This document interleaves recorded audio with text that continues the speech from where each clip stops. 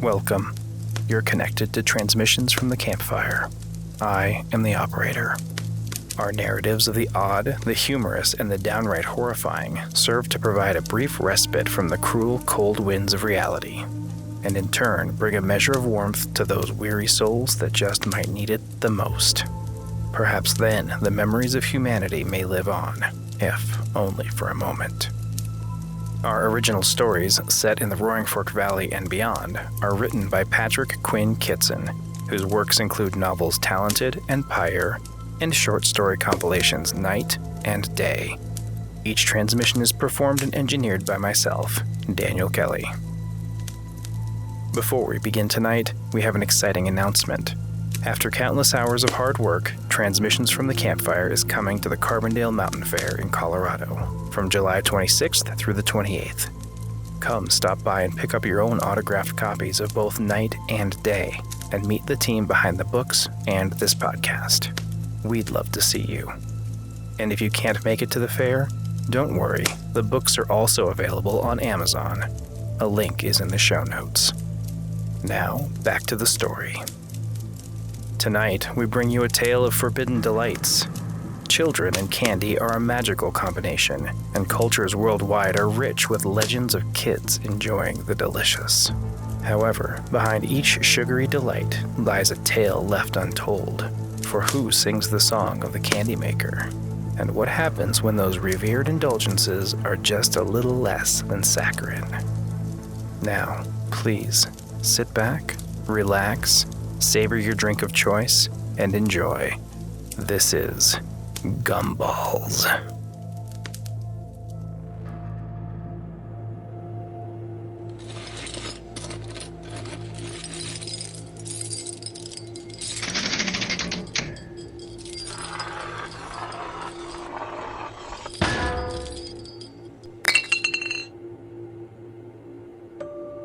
So, the way that my teenage friends and I discovered that we had ingested the blood of other children is actually a pretty funny story, really.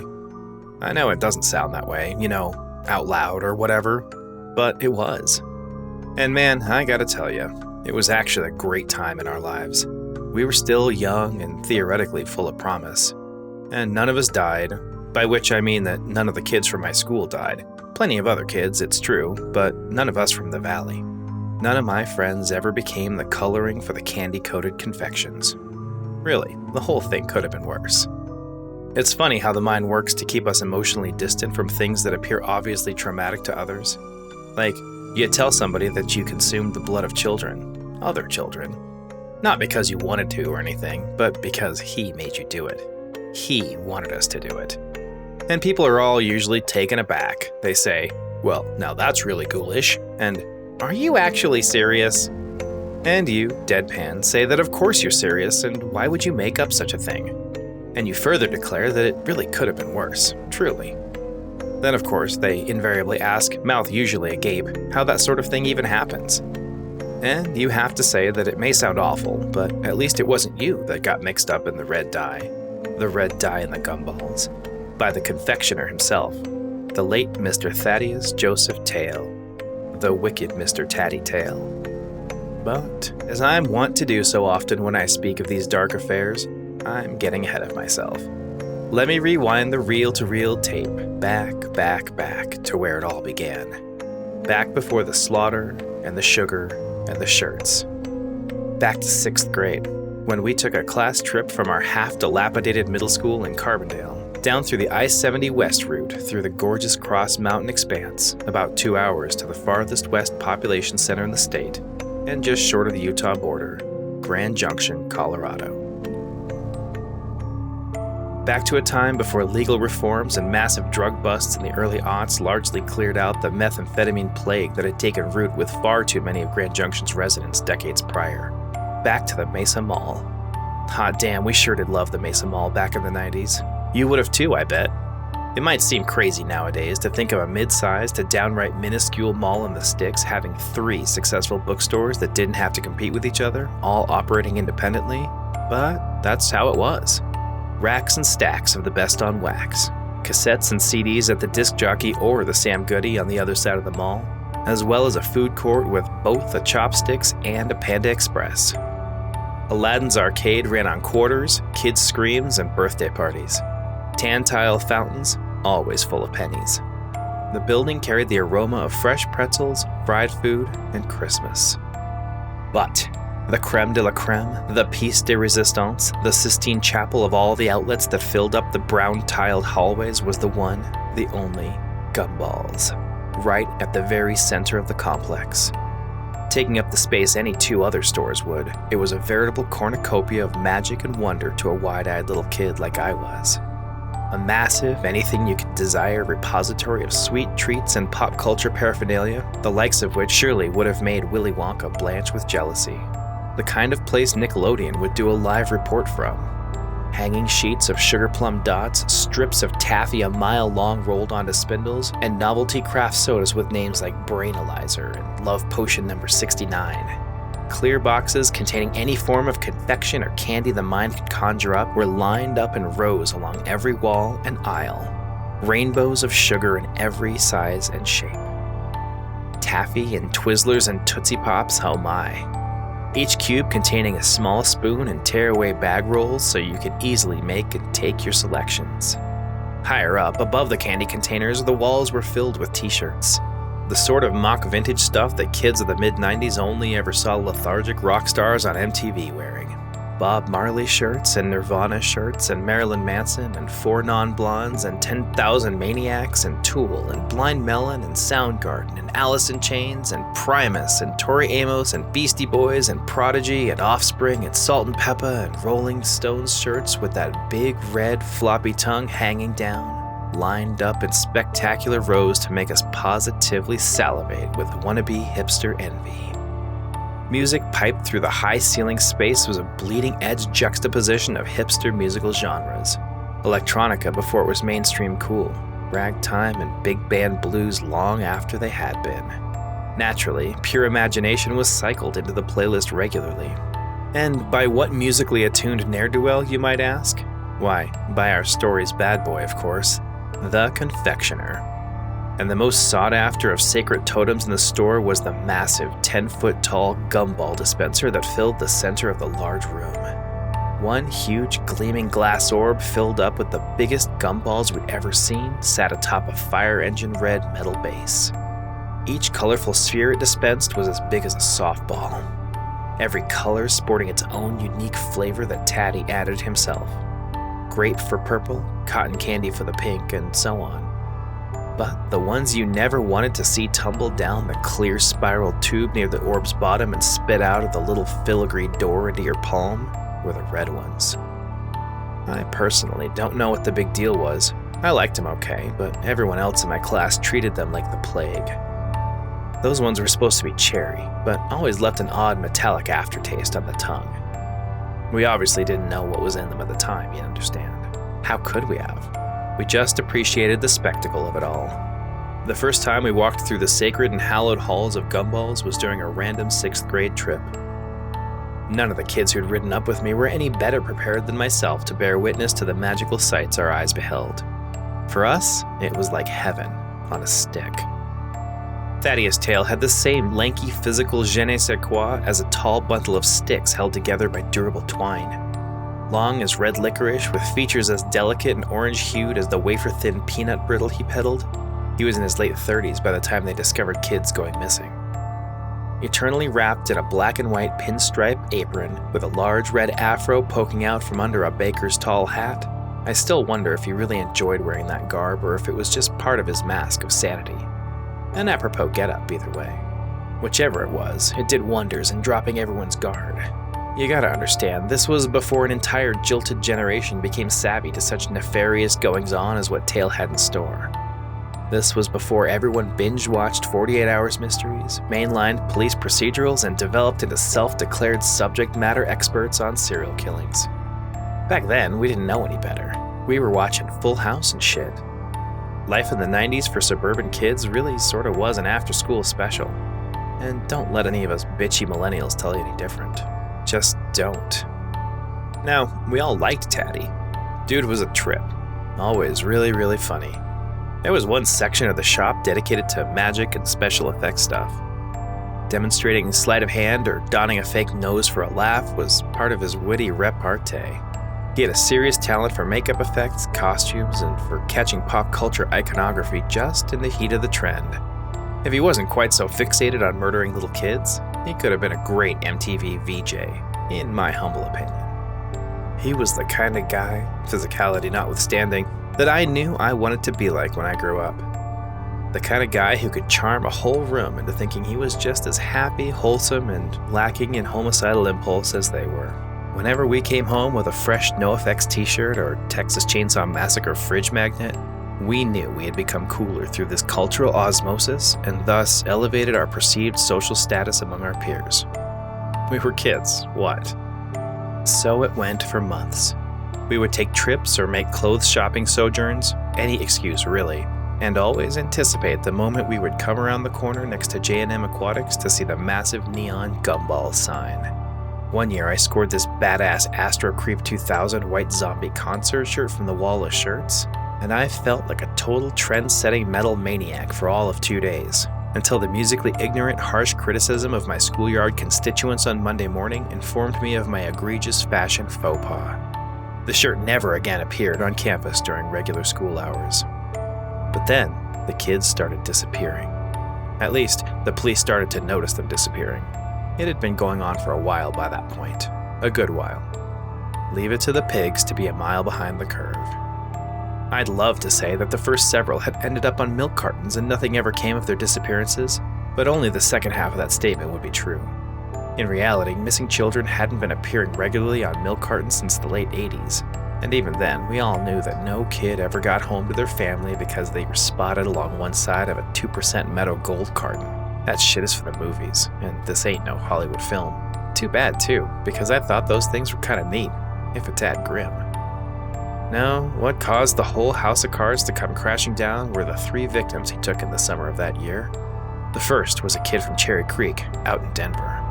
He'd gone missing during a school outing, and everyone thought he'd simply gotten lost at first. But as days melted into weeks, his parents became convinced something more nefarious had happened and doubled their pressure on the Grand Junction PD to develop leads or arrest a suspect. Taddy surely must have been interviewed by the police about it, and unflinching in his steely reptilian resolve must have waved them off his scent. How, only he knows, and he ain't saying anymore. After that, a couple more went by the wayside. 2 girls, about a month apart from one another in July and August. I think their names were Terry and Gina. It's hard to remember the names, and Taddy didn't think it was a good idea to anyway. 3 were taken in a period of 4 months in the summer of '96, and aside from the usual motions that local law enforcement goes through with multiple missing persons, bigger agencies were soon involved.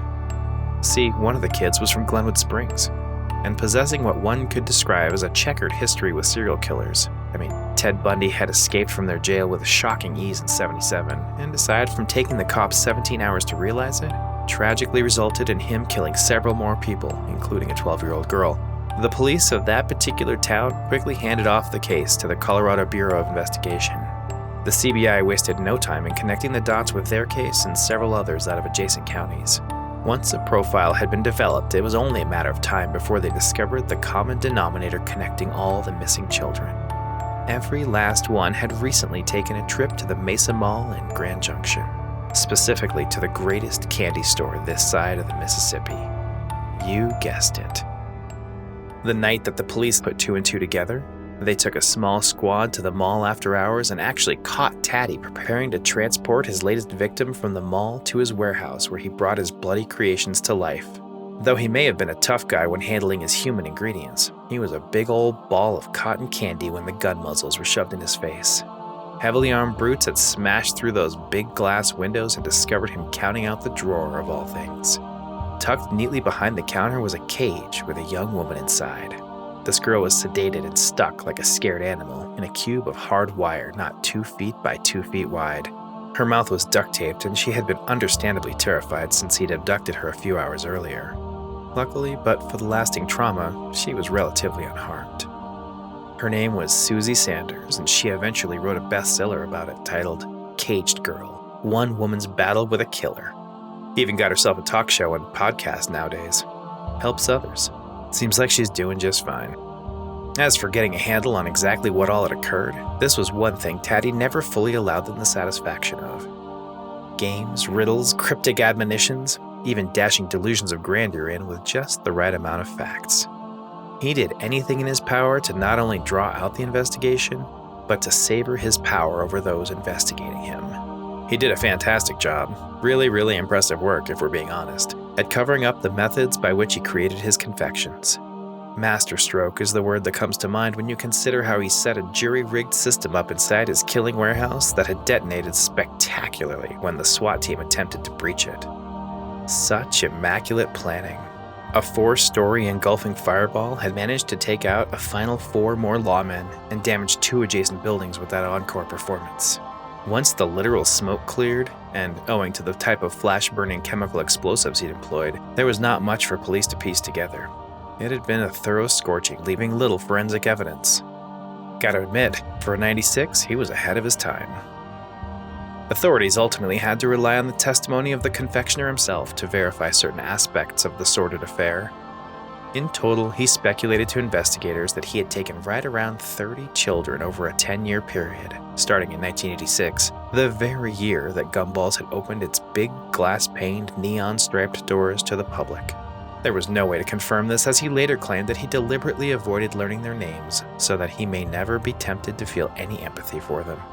For they were, to he, just as so many ingredients in his multicolored tapestry of tasty treats, inconsequential pieces forming a grander concoction. For his admonitions, he sought no respite from the death penalty and was judged and sentenced within a few months. In Mesa County, there was little interest in spending money keeping a child murderer alive. The day of his execution, he had requested that he be allowed to watch Willy Wonka one last time while eating Burger King before he was led to the gas chamber.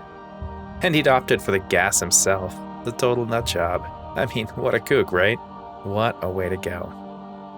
So then he was gone, and with him, something that, despite its distastefulness to the average person, is sorely needed in a community to balance the scales and help strengthen its resolve. That which draws the bonds of kinship closer. For what's light without any dark, after all? I say all this because, sadly, people forget things. Oh yes, they surely do. They forget what others have sacrificed and fought for, and they forget the hard-learned lessons of the past if they choose not to learn from them, which they just usually don't.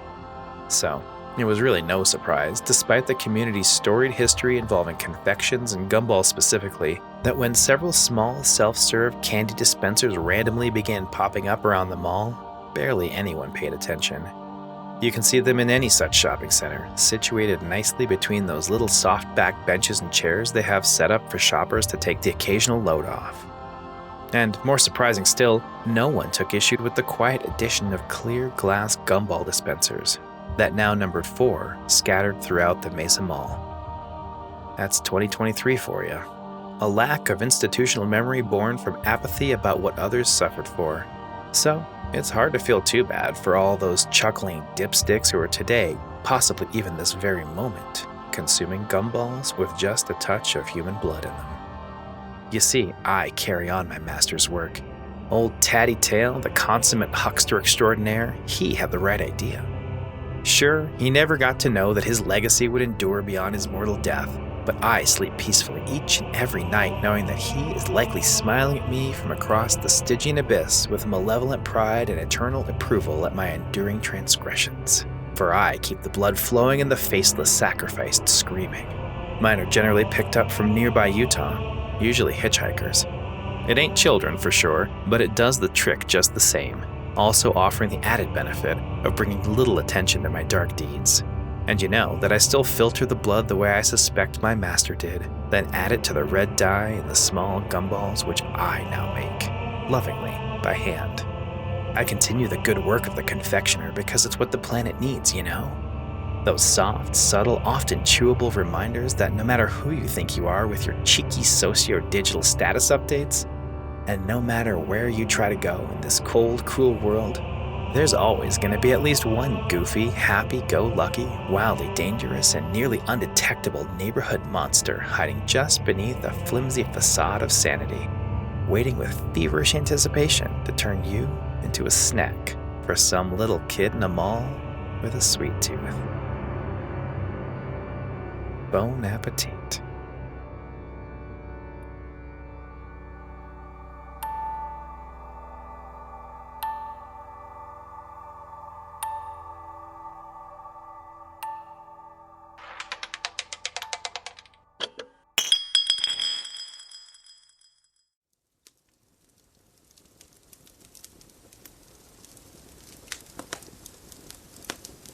Countless core memories are formed around the joys of sweet treats delivered into tiny, eagerly expectant hands.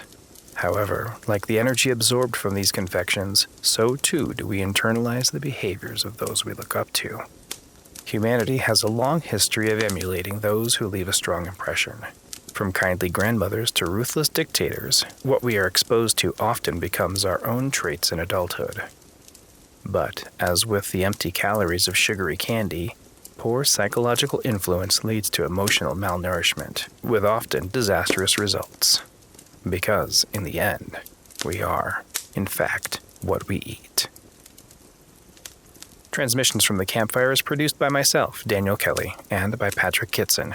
Tonight's episode was engineered and performed by me, and is a copyrighted work that may not be reproduced or re-uploaded in part or in full without express written permission. Gumballs is an original work of fiction written by Patrick Quinn Kitson, creator of the emergent Valley horror genre. More of Patrick's work is available in the short story collections Night and Day, now available on Amazon and other booksellers, as well as the forthcoming novels Talented and Pyre. If you enjoyed our time together, you can find more episodes of Transmissions from the Campfire on Spotify, Apple Podcasts, YouTube, or your favorite podcast directory. Please subscribe to be notified when each new transmission commences. Now, zip your jacket and cinch your collar tight, as the light of the fire dies down and our power cells are once again depleted. Temporary warmth gives way to the icy bitterness of existence with the return of dawn. Stay safe, traveler, until we meet again around the campfire.